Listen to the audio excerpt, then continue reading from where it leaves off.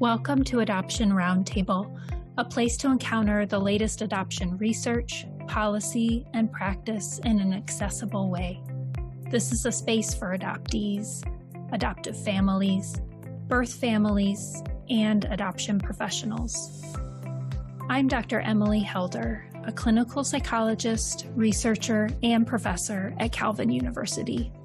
I am also the co-editor of the Routledge Handbook of Adoption, along with Dr. Alicia Marr and Dr. Gretchen Robel. In Season 1 of Adoption Roundtable, we'll be having conversations with the authors of chapters in the Handbook of Adoption. They are top international scholars in a diversity of fields, and together we'll talk about their work and what it means for understanding adoption. So welcome, I'm Dr. Emily Helder, and I'm here with Francine Fishman, who's the author of a chapter in the Routledge Handbook of Adoption called Awareness of Adoption in Schools. She received her Master's of Social Work from SUNY Stony Brook in 2004 and has been a practicing school social worker for over 15 years. I really first became familiar with your research, Francine, back when you wrote a chapter for a different edited volume on adoption back in 2009. So when we were putting together this updated Routledge handbook, we were so grateful that you were willing to contribute, just given your longstanding work in this area. So thank you. Cool. Yeah. So why don't we start? Why don't you give us a bit of background on how you originally became interested in pursuing this area of clinical work and how that's evolved over your career? Sure. Actually, when that publication came out, it was shortly right before that I really did become interested in the dynamics and all the different facets about adoption. So as an alumni of St. John's University, I got the newsletter, and the newsletter had an ad in there for an adoption conference, which I had never seen or attended one before, and it was hosted by the St. John's Psychological Center, and I attended and was just so moved really by what I was hearing and the conversations and the research that was going on that I almost had no idea about. So it was really enlightening, and it was then that I asked if I could be part of the adoption planning committee, and it was I approached Dr. Amanda Baden, and she said, of course, and became part of the planning committee. And during that time is when this publication, the first publication, was going to come out.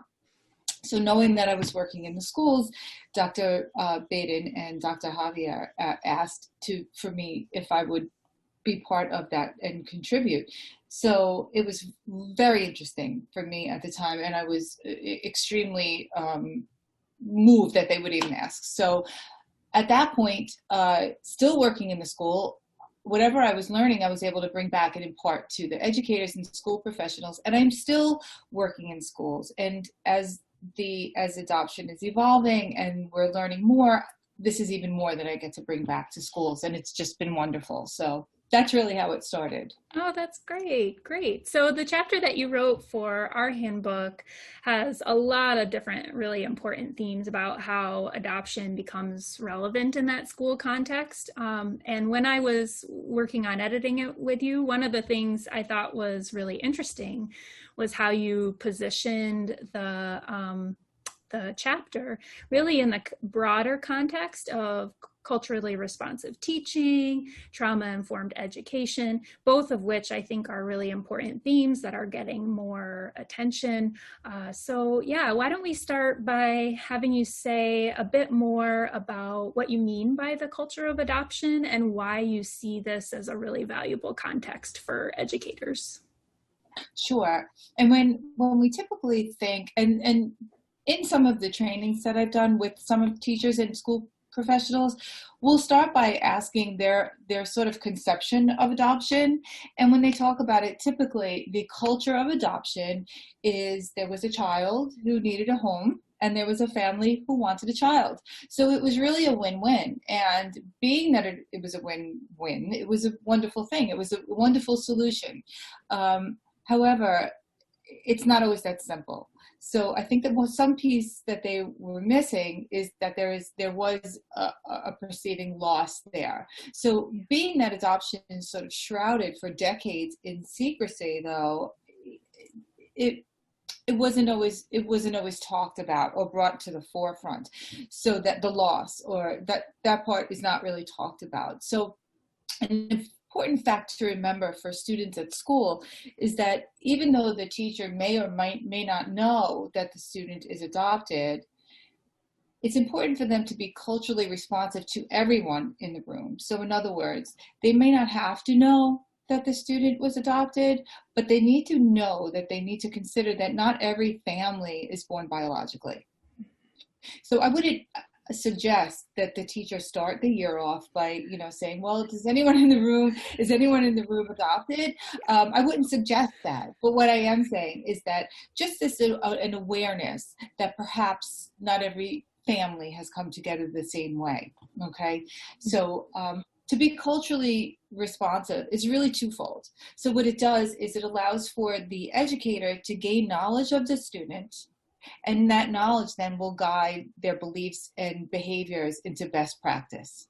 So it's really twofold, to know who your to have an awareness of who your students are or who they might be. So unless that notion is considered, we really risk marginalizing the students or even perpetuating the one-dimensional idea of adoption. So it's fair to say that there's not one size fits all for students touched by adoption, and some students would be willing to share and some students might not be willing to share, and it might not be public. However, it is important for them to feel that there's a safe space in the classroom, that if they want to talk about it, we can normalize it. School's a place where there's all eyes on you.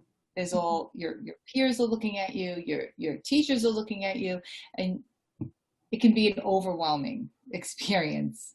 Mm-hmm. Yeah.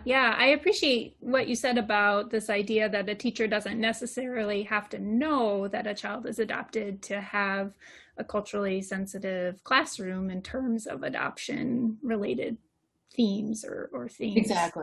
Yeah, because exactly. I work with a lot of teens who are adopted, and many of them, I just want to be like other teens and I don't want to talk about it. Many of them. And so I could see them maybe not bringing it up, but also feeling that sense of marginalization depending on how culturally sensitive the classroom is. Right. And of course, it's not with intent sometimes. No. It's marginalizing, of course. But and that's the wonderful part about these trainings, mm-hmm. is that they just impart this knowledge that it's almost like a light bulb goes off. Yeah. And let's talk about the trauma-informed aspect of it. How do you see, that the broader discussions about trauma-informed education being relevant for adoptees, especially? Oh, sure. Sometimes when, if we just think about trauma, it conjures up very sort of negative connotations, right? It's negative, and it feels that it might be catastrophic or something so intense or debilitating. But trauma doesn't necessarily have to look like that. So like we said before, there is loss and separation inherent in adoption, and that's considered a traumatic event, that loss and separation.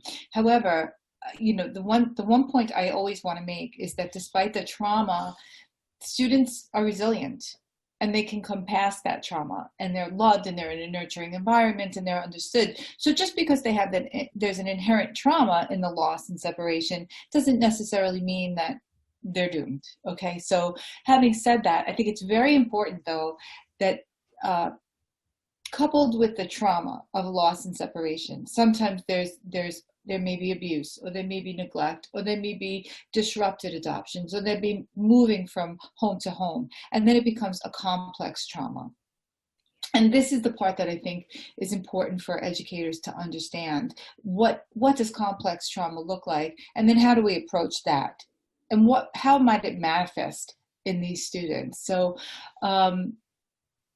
the lack of understanding complex trauma, sometimes it can lead to various implications in schools. And what I mean by that is there's a misinterpretation sometimes of the behaviors or because there's that misinterpretation of behaviors, then there are disproportionate consequences, whether they be expulsion from school or suspension. Sure. So when adoptees display these behaviors as a result of this individual trauma experienced, they may be punished, right? So they are punished for what they've gone through, or even ostracized. So it's important when we talk about trauma and trauma-informed schools, when we do it, it really is, you can see just a real paradigm shift in the thinking. So it doesn't take much to even say, let's look at it this way, and then it makes sense. Yeah, and one of those paradigm shifts that you talked a bit about in the chapter is this language in trauma-informed approaches, where we move towards saying, you know, when we see disruptive behavior, for example, we're asking more, what happened to you, rather than what's wrong with you, you know, because the what's wrong with you piece, you know, is more connected with maybe some of the more punitive consequences. Talk me through, you know, how you go about encouraging educators to make those kind of paradigm shifts. Right. And believe it or not, the shifts they're not so hard to make, because the language is so important. So if someone was to see something and say, well, why is that happening? I want to learn more about why that's happening. What might have happened to you that led you to this point, other than what's wrong with you? So what's wrong with you sort of is, that in itself is sort of insensitive, or again, marginalizing to the family. So if to say what happened to you shows a greater deal of respect for the student and for the families. So the good news is that in these trainings, preliminary evidence does suggest that it really does make a difference. Once there's a change in knowledge, there's a change in beliefs, and there's a change in approach. So the trauma-informed approaches take a different look and take a different avenue to a better resolution. Even in the behaviors, it's important, you know, we sort of take this avenue as well sometimes. If you see a behavior, if you consider that every behavior is really serving a function for that student, and to really understand what it is that student might need, or what they're really trying to say to you. If you have a student perhaps that's traveled from home to home, and they come to school and now they're oppositional or they're argumentative. So the idea is, are they argumentative and oppositional, or are they testing the relationship? Because that relationship with the teacher is a very close relationship. There's a lot of hours. There's the expectation, you know, if you look at sort of the effect size of different issues in education, one of the highest effect sizes. So in other words, it gets the most out of a student if a teacher comes in and expects that you're gonna perform. If they come in and there's an underlying belief that, well, look at your behavior, you know, I know that he or she was adopted, they probably have other issues, then that expectation for that child is lessened, and there's nothing for them to meet. So they're definitely in behaviors, definitely testing sometimes the limits. So that it's important to look at the behavior and to see what it is that they're really trying to tell you.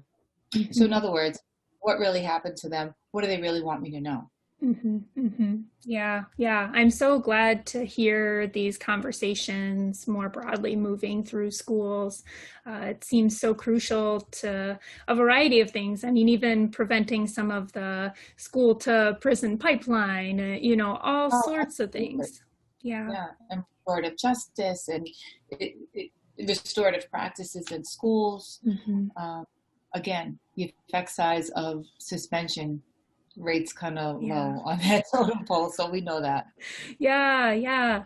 Bringing it back around to adoption specifically, one of the next kind of chunks of your chapter is talking about the process of adoption-friendly language.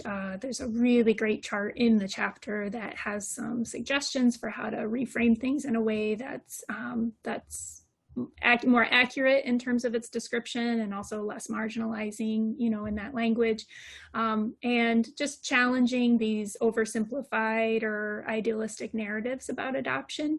Why do you see some of that adoption-friendly language so important to emphasize? And how have you seen, if you've noticed missteps where teachers maybe have not done that? How do you see that negatively impacting kids? Right. I think, this is why I'm saying when you do this research and in this field, you're always learning. So when I was writing that part of it, and researching what language really means and what a difference it makes, just what's wrong with you or what happened to you, that language alone.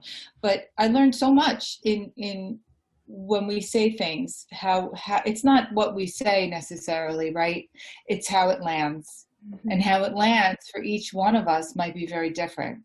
So it's very important to be aware then. So again, I touched on it earlier that the idea of adoption has been sort of universally romanticized, right? It's a win-win. It's a perfect solution. It's a noble thing to do. A student goes to school then sort of places a burden on that student because it's a noble thing to do. My parents, they're the ones that did a wonderful thing, because if the teacher is speaking to them and they're watching that behavior of this behavior happening, they say, don't they realize how lucky they are that they were adopted? You're so lucky to have been adopted.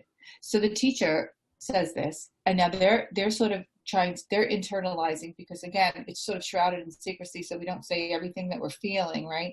So the teacher says, you're so lucky to have been adopted. Let's say the teacher knows, and the student feels, I know she's upset with me because I just acted out in the period before. So now she's telling me that I'm so lucky to have been adopted because my parents are so wonderful for doing this, because I'm not even worthy of being adopted, because after all, look at the way I behave. Mm-hmm. So again, the intent may not obviously be harsh, but it's the way it landed. Yeah. And again, they're already internalizing what they might be feeling, a whole sea of kids. And like you said before, exactly, they just kind of want to fit in. But now they're hearing these words and they're feeling them. And it's just to be a kid, right? It's so confusing. And then all of this stuff is sort of bubbling up. Do they talk about it? Do they not talk about it? So again, there must be something wrong with the child, because they're so lucky. How could they not see it? Yeah. So underlying beliefs sort of come to the surface when they don't even realize that they're there. Mm-hmm. And that's why the language is so important. Yeah, that expected gratitude narrative is so pervasive, especially maybe when the adoptee's perspective isn't as centered in the conversation. So yeah, I'm glad that came up. That's so valuable, I think, for people to really question. And that is not to take away from any parents, adoptive parents, because they are loving in their quest to have a family is beautiful. Mm-hmm. And I don't mean to take away from that. No, it's silent culture of adoption that's all going on internally as the student is sitting in the classroom. Right. Well, it's just one of those dualities where there can be deep love, affection, commitment, and at the same time loss and grief, and holding both of those things is challenging. Well, absolutely. And that's how I can tell you, working with some educators, what has happened when you talk about understanding the complex issues in adoption. Sometimes I've been working with educators, and like I said, we'll do a pre-understanding and then a post-understanding. And one of the very pervasive themes is not only are they lucky if they are adopted from another country. I mean, that is, and again, I'm not taking away from what it takes to be able to do that, to travel, to really long for this family. So what they say typically is like, that's the really lucky child. I mean, they were taken from their country, and it doesn't take much to see that paradigm shift, just to remind them that yes, they are happy to be here. Perhaps they are in a very loving family, but they have left behind their language, their culture, their traditions, their families. So that's a whole nother sense, even physically, of what they've lost. Mm-hmm. So I mean, before this, they would spend 10 hours in school. I mean, you figure all the hours in school, the traveling to and from, and the homework. I mean, this is a little bit different now, but that's a tremendous amount of time to be in school. And if the belief, or if it's not welcoming, or if they don't feel welcomed, or they feel ostracized, it's a hard place to be for a lot of hours. Yes, so true. And really a lot of that time is contributing to the students' own narratives about themselves and their identity development. And so, yeah, so crucial. Absolutely. Yeah. So the last section of your chapter is excellent. It's very practical, I think. It provides a number of applied resources for schools to become more adoption competent, to address some of the things that we've been talking about. I'd love to hear from you. You know, do you have some examples for us about how you've seen utilizing some of these resources, like library resources or family-centered projects or assignments, you know, been used successfully, in the school context? Yeah, absolutely. I can tell you a situation that I was in, and it kind of, the beginning of the chapter was kind of born from this experience. I was observing a science class, and it was 5th grade science class. It was an integrated class, so we had special ed students and we had general ed students. So I was observing the class, and it was a science topic about inherited traits. And it was a very sort of benign topic, and it was very interesting. It's a very interesting topic. And the teacher went around the classroom and sort of randomly picked on students. And remember, so they're 5th grade, so I don't know, they're about 10. So all this subtle changes are happening in your body. Things are changing. You're becoming a little bit more aware of who you are. So I thought to myself, it didn't seem to be a problem as she went around, and some kids, everyone was answering, and they might say, you know, my hair or whatever it might be.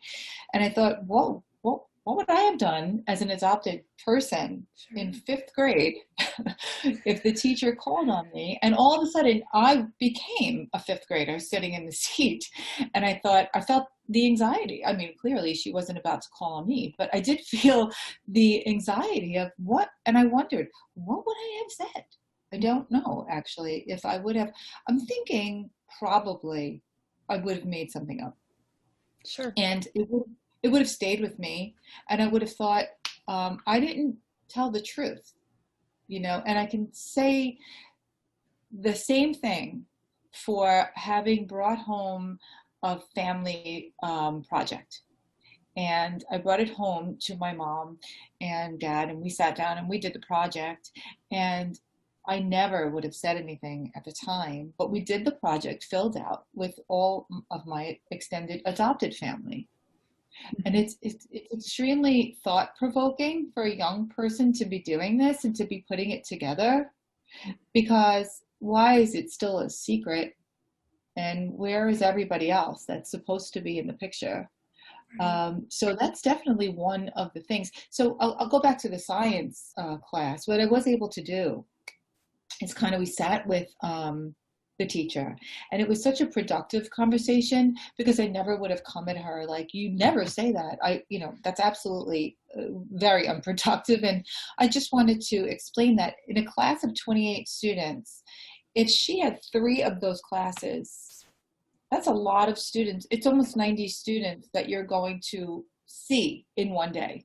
So in other words, it might be that 90 of those students were born biologically to that family, but it might not be. Mm-hmm. Yeah. There's a good chance that it might not be. And if it's not, just let's consider, it might not even be adoption. You may have foster children. There may be broken families, whatever it is. Let's just, or maybe, you know, they don't even know who one of the parents are. So let's just be sensitive going in.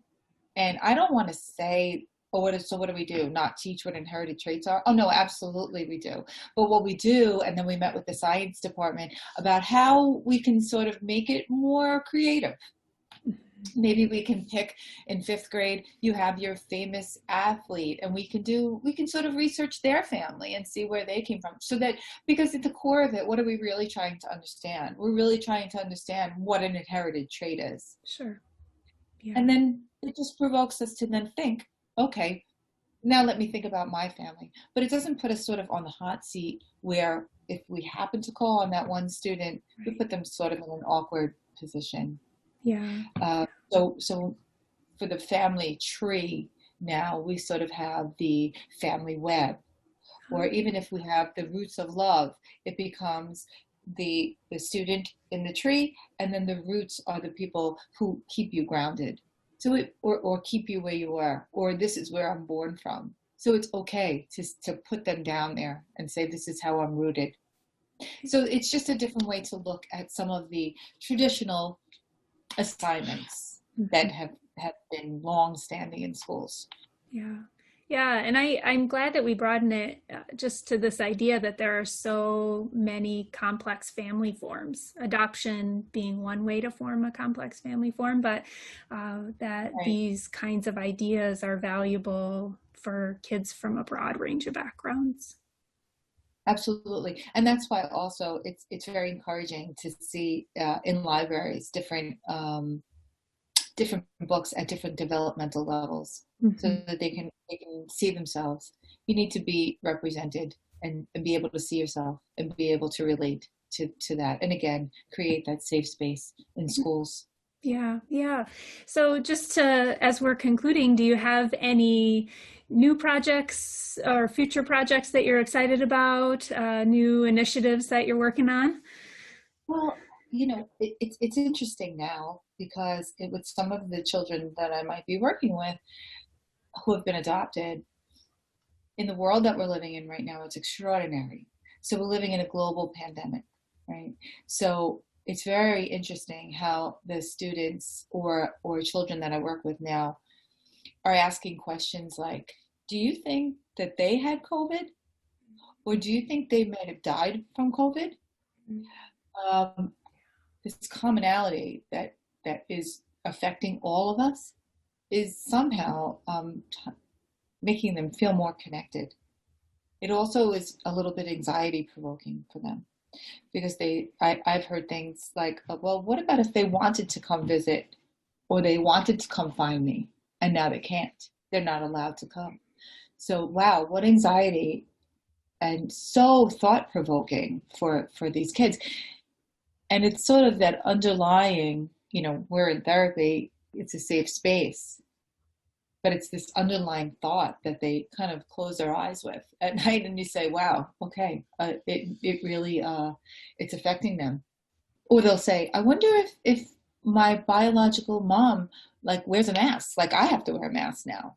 So here we are in this situation that makes it so common for everyone. So this curiosity, right, has sort of propelled into, like, people are maybe more inclined to do a genetic search. And I've even heard of adopted parents now doing a genetic search for their families, using those searches, a 23andMe search or Ancestry. So those stories that I have heard are just sort of fascinating, and yet